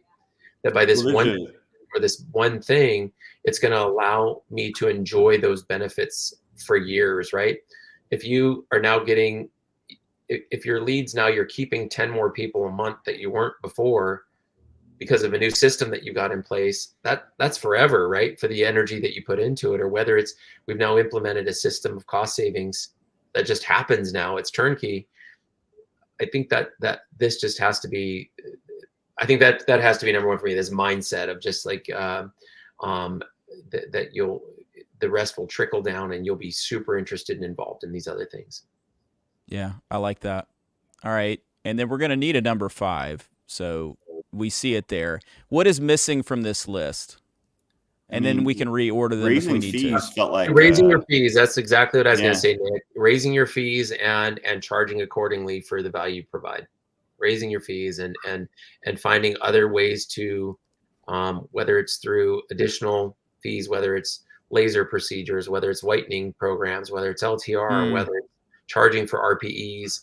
I think it's finding value in those patients that are there and services that you can provide, because how many of us have had to say like, oh my God, I can't wait to get my teeth whitened now. I'm going to go to my dentist and do that. Right. And you're like, well, we've got a whitening program, you know what I mean? I think there's ways to do that. And in those raise your fees, if you don't have a retainer program, or you're not charging for, credit card charges, and you're not charging for extended financing, you're not charging for some of these other things, to look at those places, if it feels comfortable to you in your practice, to charge for those additional things that you're giving patients, that truly add value to their experience. To me, the lowest hanging fruit is retainer plan. And I still talk to doctors all the time that don't do it. And that's just amazing to me. So like raising your fees, like there's retainers, there's whitening, there's the other charges that you were talking about, Brad, but like that retainer plan is like the easiest add-on that has the largest effect that you could do. Mm-hmm. Yeah. So you know what else, Scott, that it's done for me is that we used to just, give these things away. And now my team sees it the same way. Well, it's not fair that someone's in the retainer program that we're giving a free retainer to this person who's not in the program. And I think as orthodontists, we want to give stuff away. And don't get me wrong, we warranty our, program people who aren't even in the program. But if someone's sitting next to someone who's in the program, it feels less. I mean, it feels easier to say to someone, no, that's just a full price retainer fee because you're not in the program, versus we're going to give it to you. It's not fair, in essence, that this other person is paid this additional amount to be in a program to give you something that was kind of, you just lost it or abused it or whatever, right? So it's also a very natural time to upsell to a retainer plan. Mm-hmm. When they're in that scenario. Help me with the name of number 3. I didn't like optimize unscheduled opportunities. It's just too wordy. What's the best way to finish that one out? If you don't have, this is the idea of making every minute count or something. What's that? Yeah. dig for the diamonds, like pick up the diamonds. Optimize every day. I think that, I don't know how to say it, maybe just by saying this, it might help. But for me, I hate working a half day because it's just as much time to start a day and shut it down. And everybody had to get up and get ready to come to work. Right. So if we're here, let's do it. Right. And so, yeah, maybe it is squeeze the day, just using every minute and using the opportunity of that. There's no time like the present to get it done. And I like to think of our practice schedule like a Tetris board, right? It's constantly moving, or piano tiles, that game, that once it goes past, it's gone, right? And so if there's an open spot in the schedule or a place that we can stick someone, that we're going to take care of it today and take care of it, where we can, and utilizing those times like you've suggested here, down times and in between times and all of that. So yeah, I like that. All right. Is this the right order? Is there anything else we're missing?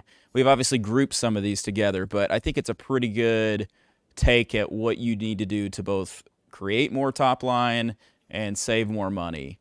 Yeah. And I think some raising good the ideas fees in goes there. up to number 3 for me. Yeah. Okay. I think raising your fees goes up for me to number 3 probably, but Just look at how hard it is for me to have to make. Squeeze the Day is such a great name. I love know. it. I'm gonna make this change. Not that I don't like incentives, but I do think that some of these other decisions maybe need to come first. I can go to 3 with this one. That's fine. It doesn't really matter, but It doesn't. I think that I don't want to upset Brad. So no, yeah, I'm Kyle, I pretty thought you were demanding. going to then use these in this order in your practice now or something, right? Oh yeah, Isn't this this like is a the reality? priority order. This is what it has to be. Yeah. I will be uploading this image into the group. This is the first time we've done this, doing a top 5 like this, and so it seems like people are either in agreement or they've all fallen asleep. So Kyle, make a lecture about this. Who said that? Luis Gutierrez. Thank you. Maybe I will. I do think it is a good topic, and I came up with it. This is great. No, I'm just kidding. But I couldn't have done it without these guys. So I'm going to have to give them credit. They're going to have to get a cut of my honorarium, unfortunately. So I'm kidding. So here's our top 5. It is beautiful. I love it. I think this is very much needed right now. Give me 1 second. There we go. Yep. Okay. So let's come back around. Let's finish this whole conversation up. Man, there's some really good comments here. I'm just going to share this one because Mark makes me feel good about myself. All in agreement. Yeah, great. Okay, so we're probably a little bit light on time, so I guess I'll just say it like this. Are there any final words of wisdom before we wrap up? This actually became a longer conversation than I anticipated, and I don't mean that in a negative sense. It's just, man, there's a lot to say about this, and I think a lot of good things were said, and I think this is a nice sort of a crystallization of all those thoughts, and I'm sure you could put it in a different order, but this is our order, so take it for what it's worth. But let's see. Oh, I see. Someone's still talking about how I should lecture. Sorry, I shouldn't get distracted by the comments. I'm going away from the comments. But any last words of wisdom? Nick, you want to kick us off with any parting thoughts? I love at Detail's majority of our, we're majority owned by customers, by orthodontists. And what I've learned through that is that you absolutely don't be afraid of the business mindset. You are leaders of teams that count on you and that matter. And the ability to optimize those businesses to grow is valuable. And so don't be afraid of that. I've learned a lot from the orthodontists that we've worked with, and then just throughout all of this, I keep learning Scott is so stupid smart, and so from a lead perspective, especially, he's been able to really weave together the business mindset with the marketing mindset with the in practice mindset in a way that I think is valuable to think through, and so. Don't be afraid to think of yourself as business owners, because that's exactly what you're doing, despite the clinical focus. Yeah. Scott, since you got mentioned, you get to go next. It's rules of debate. It's like in those debates, those political debates, like he said my name, I get a response. I hate those things, but go ahead. This is not that. Yeah, I think my parting wisdom would be that, that list of 5 things could take a year or 2 to really figure out and optimize. To pick one thing and actually do it is probably my best advice, because if you do one of those things, your practice will be better off. And when you get that done, you can do the next one. Yeah, I think that's good. Well said and succinctly said. I appreciate that. Yeah, or you could have an individual committee on each one of these things. You're on the squeeze the day committee. Give me 3 actionable items from that. I don't know, just an idea. All right, Dr. Brad, bring it home. What do you thought? Number one, I'm a podcast rookie, so this has been a lot of fun. It's actually been fun to do and a blast. So for me, I think the big thing is make a game out of this, make it a priority and make it fun. I know I've helped a lot of people with credit card rates, and so many people I've also talked to about that is they're like, oh yeah, I've been meaning to do that. Right. And I think exactly what Scott said, which is make it a priority and do it tomorrow. One of these things on the list, whether it's, negotiating something or looking at some sort of overhead thing that you haven't looked at, or whether it's a leaky bucket that you've been meaning to fix forever, is just, I think, start working on it. To me, this is a ton of fun. If I can help anybody, let me know. I'm happy to do it. If you want to come visit my practice, if I can help you in any way, this to me is a fun thing. I feel a way like Robin Hood, like whenever we can kind of save money or kind of beat the system, it feels great to help other people to do the same. And so Yeah. I think the only thing I enjoy more than saving money is helping other people do it. So it's Yeah, it's been a I blast. think you said one thing, and could have fooled me by saying you're not a podcast regular, because you're very well spoken, and you could have this. I feel like this conversation could go on 2 hours. We didn't even get Brad, into personal finance yet, Kyle. Like, I know.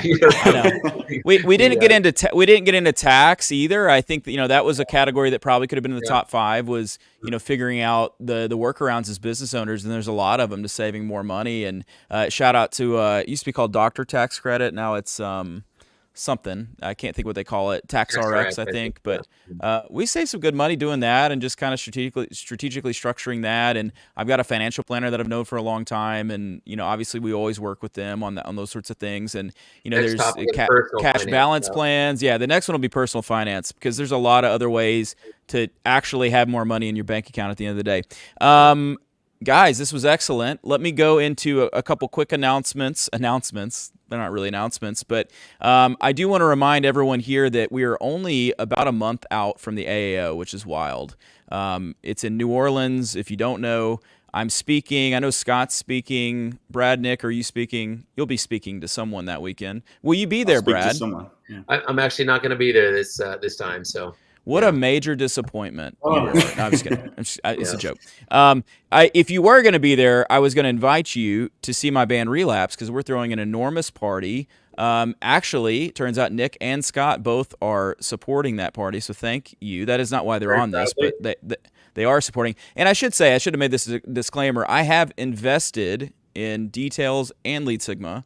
I have never invested in Brad, but if he ever gives me an opportunity, we'll figure that out. So, but anyway, coming back to this, my birthday, truly, my 40th birthday is Friday, May the 3rd, and my band Relapse is throwing this huge party called Orthomania. Come in on Friday afternoon. It's going to be that night from 7 until 12. Lead Sigma is the sponsor for the happy hour, which is going to happen from 7 to 8. It's going to be awesome. We are going to throw an enormous party. Trust me. You can buy tickets now. They're at super early bird pricing at neoncanvas.com/orthomania. Also, another shout out to Scott. One thing you may not know about Scott is he has helped in the development of an app that we'll be releasing in May. This has been my big project for the last year. It's going to be an app for Neon Canvas clients. It uses a technology called Contour for lead management, and that is built on and powered by Lead Sigma, which is Scott's company. I hope that wasn't too much of a mouthful there. But the short version is, I'd never built an app before. Scott has built all sorts of apps, and it's fun, and it's also a lot of work. But I'm very proud to show that off at the AAO, so come by and see it. Scott, Nick, Brad, anything really quickly to promote? Anything you want to just real quickly, like one sentence? What do you got? What do we need to know about? Nick, Brad, come talk to us. Yeah, come talk to us at the AAO about our new generative AI products. No, I cool think stuff there. Kyle, you gave me I got nothing to sell. Just shout out to my wife, my kids for putting up with me. We're on vacation, and they're running around, I think, grabbing pizza. And so I got to go meet You're up. You're going to do what?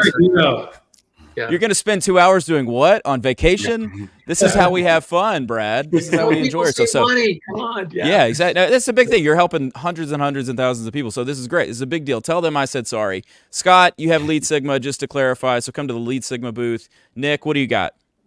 Yep, Orthodontic Details. So we help you save time and money on supplies. Similar to Scott and I have had fun jamming on different ways to use AI. So we're using AI to analyze your spend and match you with savings opportunities. So come see us at AAO.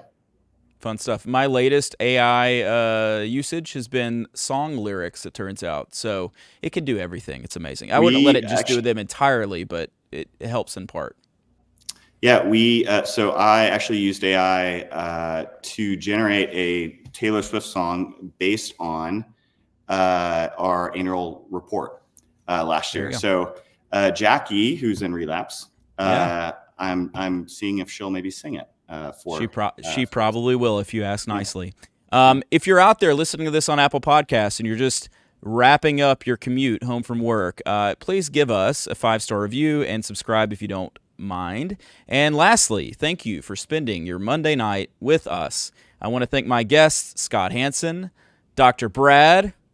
Say your last name one last time. I'm never going to learn it. Chvatal. Yeah. I know what it was. This was just a joke. I'm just playing it up at this point. And Nick Wangler. Thank you to Anna, my wife, who makes these cards and puts a little bit of makeup on me, just a touch of powder. I need that. And does a whole lot else. Love you, Anna. Thank you. Also to Alan, to Scott, to Kayla, to Alex, and the TDO team at Neon Canvas. Also special thanks to tonight's sponsor, Neon Canvas. And from all of us here at the Digital Orthodontist Live, I'm Dr. Kyle Fagala, and I'm signing off. And I'm going to play this amazing song. Thank you, everyone, for joining. We will see you on the next one.